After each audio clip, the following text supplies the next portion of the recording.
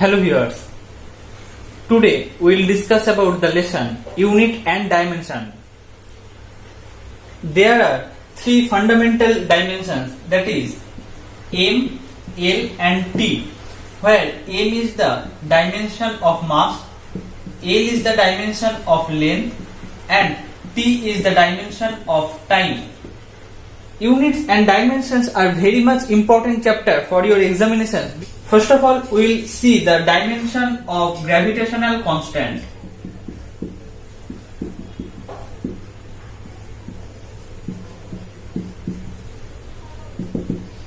We know this formula, F equal to G m by r square, where F is the force between the two masses, capital M and small m, G is the universal gravitational constant and r is the distance between these two particles.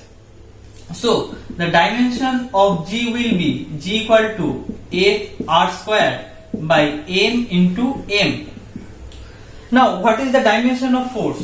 From Newton's second law of motion, the expression for force is given by force equal to mass into acceleration, and we know the dimension of mass is m and the dimension of acceleration is lt to the power minus 2. Because the dimension of length is l, the dimension of vector is lt inverse and the dimension of acceleration will be lt to the power minus 2. So the dimension of force will be given by mlt to the power minus 2. Okay, now put the value mlt to the power minus 2. R is the distance between the two masses. So the dimension of r will be length square, because this is r square. Now the dimension of mass is m. This is for capital M and this is for small m. So we will get m l cube t to the power minus 2 divided by m square. So the dimension of G is given by m inverse l cube t to the power minus 2. Is it clear? Next, we will see the dimension of surface tension. We know the surface tension is given by the force per unit length. Force per unit length. This is the formula of surface tension. So the dimension of surface tension will be the dimension of force divided by the dimension of length. So the dimension of force is given by m l t to the power minus 2 and the dimension of length is l. So the dimension of the surface tension will be given by m t to the power minus 2.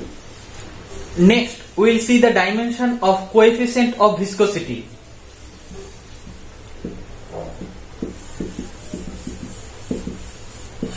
Coefficient of viscosity. According to the formula F equal to eta A dV dx, where F is the viscous force, eta is the coefficient of viscosity, A is the area and dV dx is the slope of velocity. So eta will be given by F by A dV dx, where F is the force. So the dimension of F will be m l t to the power minus 2. A is the area, so the dimension of area will be L square, and the dimension of dV dx will be the dimension of velocity divided by the dimension of length. So L t inverse divided by L. Now solve this. M L t to the power minus 2 divided by L square t to the power minus 1. So this will give m L inverse t to the power minus 1. So this is the dimension of eta, that is coefficient of viscosity. Now the dimension of current is given by A. This is the dimension of current. The dimension of charge is given by, we know the charge Q is given by I equal to Q by T, where I is the current, Q is the charge and T is the time. or I will be equal to dq dt. Okay, so q will be equal to I into t. So the dimension of q will be the dimension of current into the dimension of time. So this will be equal to A into t. Now we will see the dimension of potential difference.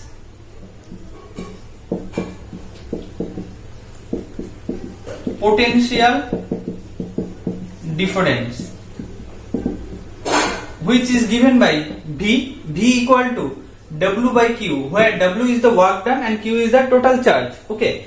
Now the dimension of work done is given by, we know work done is equal to force into displacement. Force into displacement. So the dimension of work done will be the dimension of force into the dimension of displacement. Now the dimension of force is given by ml t to the power minus 2 and displacement is L. So the dimension of work done is given by ml square t to the power minus 2. Okay. So put the value ml square t to the power minus 2, and we know the dimension of the charge is given by A into T. Hence the dimension of the potential difference will be given by m A inverse L square t to the power minus 3. Next, we will discuss about the dimension of resistance.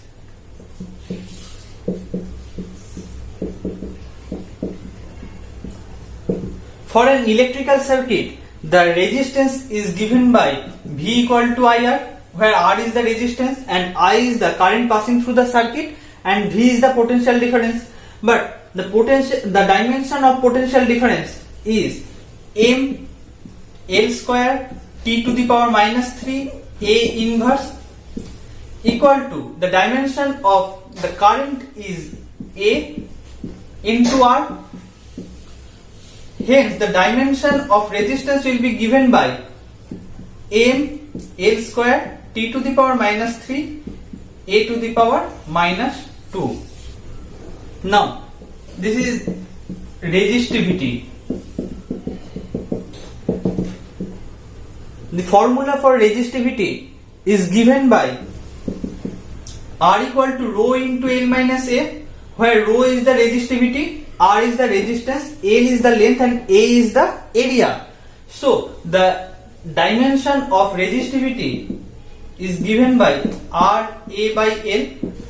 The dimension of resistance is m L square t to the power minus 3 A to the power minus 2 into the dimension of area, that is L square, divided by the dimension of length, that is L. So the dimension of resistivity will be given by m L cube t to the power minus 3 A to the power minus 2. This is the dimension of resistivity. Now see the dimension of capacitance. We know the charge in the circuit is given by Q equal to C into V, where C is the capacitance and V is the potential difference. Now the dimension of capacitance will be given by Q by V. Now put the dimension of Q and V. We know the dimension of Q is A into T and the dimension of V is m L square t to the power minus 3 A to the power minus 1. So the dimension of capacitance will be given by m inverse A square L to the power minus 3 t to the power 4. This will be L to the power minus 2, not minus 3. The last physical quantity is thermal conductivity. Thermal conductivity. We know Q equal to Ka theta 1 minus theta 2 into d by d. Suppose I have a bar of length d, area of cross section A, and the temperature of the two ends of this bar is theta 1 and theta 2. The heat flowing from this end to this end, where theta 1 is greater than theta 2, the heat flowing in time t is given by this formula Q equal to Ka theta 1 minus theta 2 into T divided by D, where Q is the amount of heat flow, K is the thermal conductivity, A is the area of cross section, D is the length of the rod, theta 1 and theta 2 is the temperatures of the two ends of the rod, and T is the time. So the thermal conductivity K will be given by Q into D divided by A into theta 1 minus theta 2 into T. Now Q is the heat, and we know heat is one kind of energy, so its dimension will be equal to the energy, and we know the dimension of energy is equal to the dimension of work done, which is given by m L square T to the power minus 2. Okay, so put this value m L square T to the power minus 2, D is the length, so its dimension will be L, A is the area of cross section, that is L square, theta 1 minus theta 2 is the change in temperature or the difference in temperature, which is given by K, its dimension is given by K, and T is the time, so its dimension will be given by m L T to the power minus 3 K inverse. This is the dimension of thermal conductivity. So these are some physical quantities of which dimensions are important in your upcoming examinations. In the next video we will solve many previous year's questions. Okay, thank you for watching this video. Subscribe this channel and hit the like button. Thank you.